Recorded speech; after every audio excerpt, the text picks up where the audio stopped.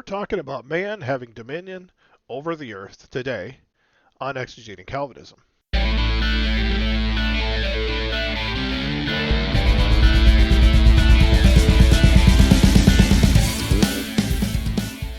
Greetings, welcome back to Exegeting Calvinism. My name is Michael Faber, your exegetical guide, and today we're going to be doing research on a topic of dominion.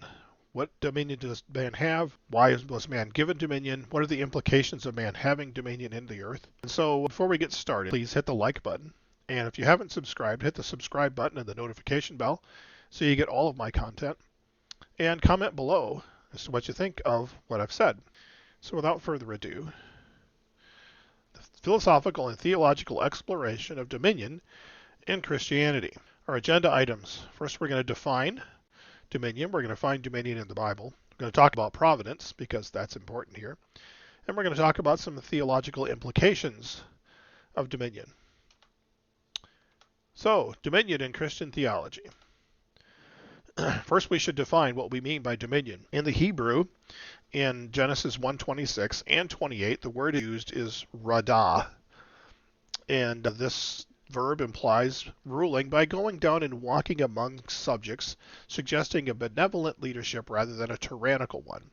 And we can see this in Genesis 3, where God comes down to walk in the garden with Adam and Eve. God clearly still has dominion over Adam and Eve, even if he's given dominion to man. And so this idea of dominion is not a tyrannical reign, but rather one that cares and tends and this kind of thing. Stewardship, responsibility, and creativity, I think, is an important theme, and we'll see that as we go through here. In theology, dominion implies an absolute moral responsibility not only for our actions, but also for the course of human history. If mankind truly has dominion over the earth, then our actions and our decisions are going to be the drivers of where the future goes. We'll get into that a little bit further. The biblical context. The Genesis account gives us multiple examples of man exercising dominion, both good and bad. Adam names the animals. Genesis 2:19, God brings the animals to Adam to see what Adam would call them. So it was Adam's choice there.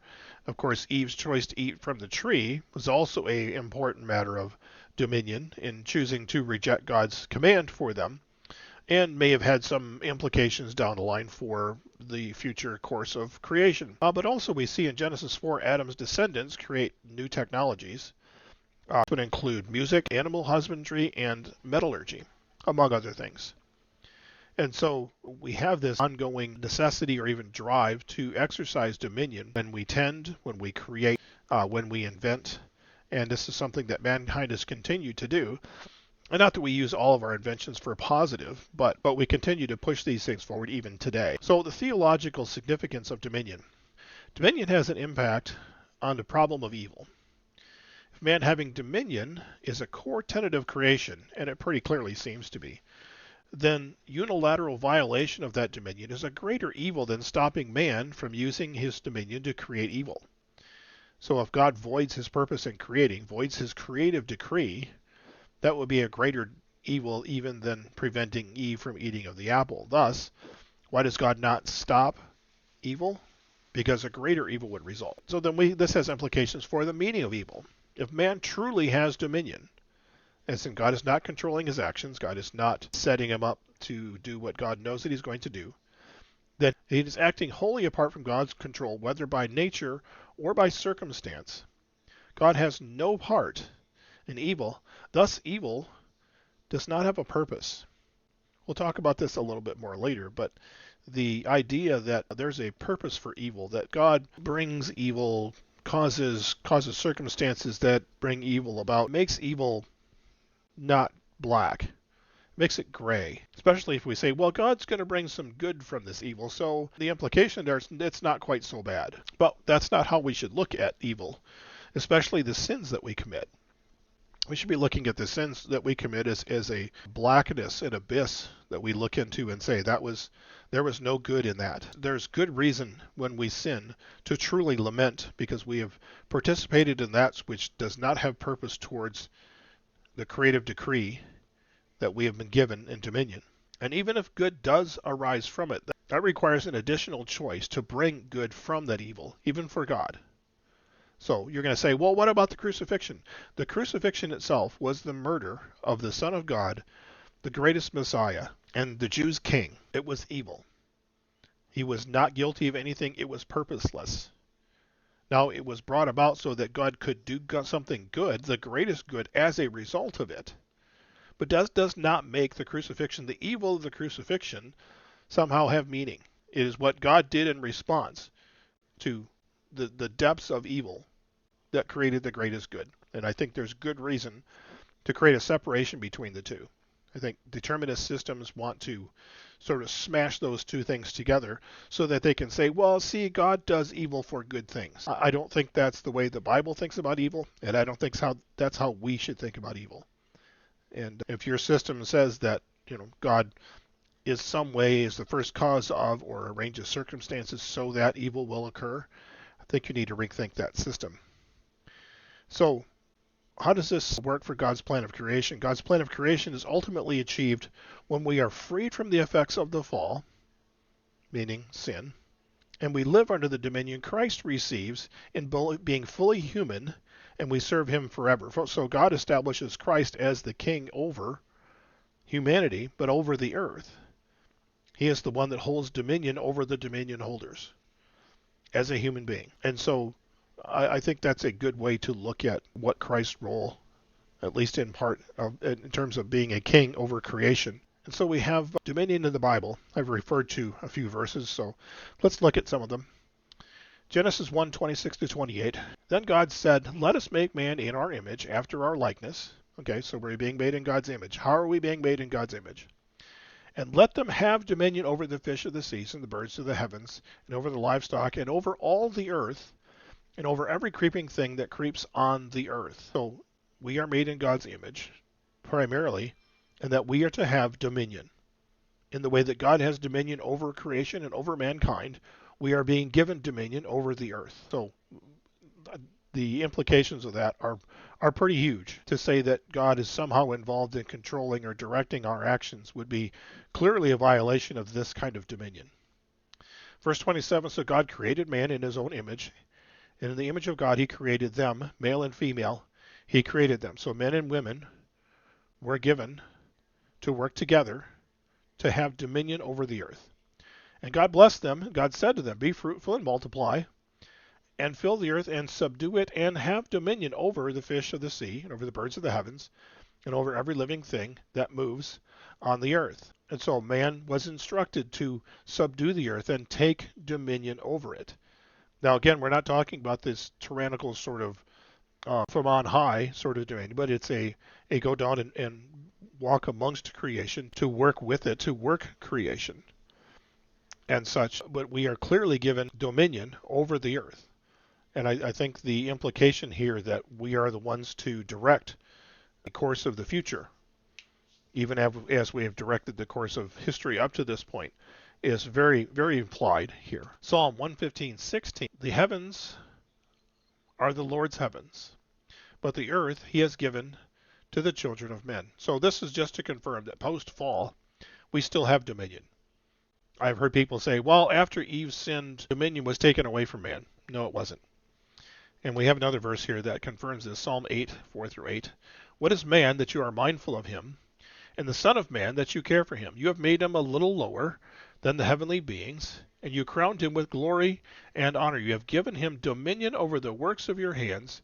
You have put all things under his feet, all sheep and oxen, also the beasts of the field, the birds of the heavens, and the fish of the sea, whatever passes along the paths of the seas. Okay, this is referred to in talking about Jesus in Hebrews 2, but this is Jesus as a human being. So now Jesus has taken what has been given to us and has basically been enacted a king over the dominion holders of mankind, those who faithfully serve God in eternity. And so, again, we continue to have dominion, even as the psalmist says here. So let's talk a little about providence.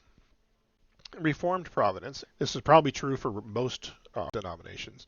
God controls all things, directly, indirectly, and thus God will cause good to rise from evil. Now, I've maybe soft-played this a little bit because, for instance, the Westminster Confession that says that God is the first cause of all things that happen. So that means God's the first cause of evil. So they have to say that God makes good rise from evil because God's participating in that evil. Not directly, maybe he's putting it in man's nature to cause him desire to do evil, and then man does what he desires. The Westminster Confession tries to say that man's choices are second causes that have liberty and contingency. But regardless of the way that we try to soft play it, God is involved in evil. It is his will, and he is at least taking a part in bringing it about. This is why you get providence that says that, well, yes, God's involved in evil, but all evil results in good. If you don't have God participating in evil, then you don't have to say that. Then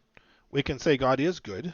There is no evil in him. He does not cause or participate in the making of evil. It's a lot easier. We talk about biblical providence. The Bible shifts responsibility of bringing good from evil to us. We are the ones to go preach the gospel. We are the ones to go help the poor, the widow, the orphan. God has given us the responsibility to do these things. And I think that's part of the problem with the Reformed Providence position is we can say, well, yeah, we can participate, but God's bringing it about. If he has something, he'll bring it for us to do. No, this is not taking responsibility for the fall. Mankind as a whole, and each of us has a responsibility for bringing good from the evil that results not only from the fall, but the evil things that we do. Not even individually, we corporately do. How is God involved? Then God's providence then is giving us wisdom, guidance, and direction. James 1 says, he who lacks wisdom should ask God. Well, is he asking God for how to invest the stock market today? No, he's asking God for wisdom as to how to do good in creation. Because we run into James 2, and James 2 says, faith without works is dead. Why does faith need works? If we believe that God is good and we believe that we have sinned, then we need to be active in working according to our faith to help the poor, to visit those in prison, to help the sick, to help the downtrodden, the elderly, whomever.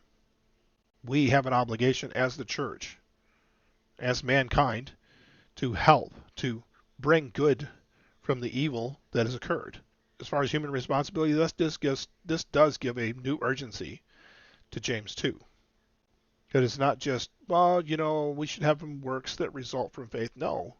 If we truly believe in God and believe that God has given us a direction, then we should have an urgency about doing good, about bringing good from evil, not just waiting for evil to appear before us. So let's talk about some other theological implications here. God's intent in creating the world is to give man dominion to see what we will do with it. Talked about this earlier. But God is still looking to see what we're going to do with creation. Are we going to invent, create art, and do things that bring good and life and peace to the world, or are we going to do and create and invent things that are going to bring death and destruction and suffering to the world? It's kind of up to us. We did screw that up and continue to do so when we sin, but Christ came in human flesh to join in our dominion and be our king so that God's purpose in creation might remain and that mankind would be redeemed. So Christ's role is to bring about that final redemption. Our role then in part is to preach the gospel to all the world so that all of mankind might participate in this redemption. How much better would the world be if we had all humans, say, following God, having faith, trying to do good things? How much better would the world be? Our role in eternity then is to continue to be creative, to tend to and keep the earth, and to live in the freedom God designed us to have. And I think that's the key element of dominion that's missing in much of Reformed theology, is that dominion requires truly free will. Not the kind of free will that says, well, God's causing us to do it, but we're doing what we want to do. Not the kind of free will that says, we could have done otherwise, but because God arranged this particular circumstance and knew that I would do this in that circumstance, that I was still free to do it, but really God created the circumstance that I did it in. It's the kind of freedom that says every time I come to a choice, I might choose particular option A. I might refrain from choosing particular option A. The future has to consist of unresolved contingencies that we then choose to resolve in making good or evil from every circumstance. So dominion is simply not possible in determinism. And as I described, Molinism does not escape this problem either, because God is still directing the course of human history by arranging circumstances that he knows agents will act in a particular way. I call this determinism by circumstance. That might be a little bit strong. The idea of an open future for dominion. The idea of God giving dominion requires that all possibilities for the future remain open up to the point where contingency is resolved in time. This is the only way that dominion is really possible for mankind, is for there to be more than one possible course of the future, and that mankind is one determining a good portion of that course of the future. Yes, God has influence in working both unilaterally and through men who seek to follow him, so that when we act, things improve. The areas of the world where we have greater freedom, where we have less suffering, are typically the places where mankind is following Yahweh. It was true in Israel, it's true among Christianity today. But again, dominion is only possible if we're the ones making the choices alone. So, just to recap, definition of dominion, radah. This verb implies ruling by going down and walking among subjects, suggesting a benevolent rather than a tyrannical leadership. So, we are to have benevolent dominion. We are to be kind, good. Even as Jesus said, the greatest among you will be a servant. That's a good way to look at having dominion. The necessity of dominion. Dominion requires the ability to set the course of human history and human progress, either good or evil. And only in open theism is this possible. And finally, the implication of dominion of mankind is wholly responsible for evil, including the course of the future that is evil. Evil itself is purposeless, and to say otherwise is to diminish it, and to say that God has a hand in bringing it about diminishes him. Now, we might think for a minute about this.